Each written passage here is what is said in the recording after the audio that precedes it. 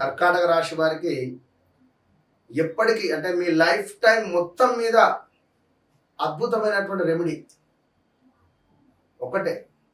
ఏమిటి అంటే మీకు మీరు అంటే తమతో తాము.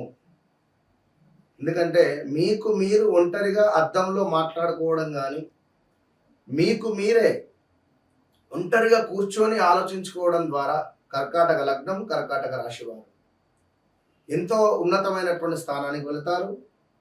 ఎక్కువగా స్నానం చేసే నీటిలో కొంతమేర ఒకటే చుక్క పాలను వేసుకొని స్నానం చేయడం వల్ల మీ లైఫ్ టైం రెమెడీ ఇది అద్భుతంగా ఉంటుంది. మరలా చెప్తున్నాను, నలుగురిలో ఎక్కువగా కూడా కలిసి మాట్లాడడం వల్ల కొంత ఇబ్బందే.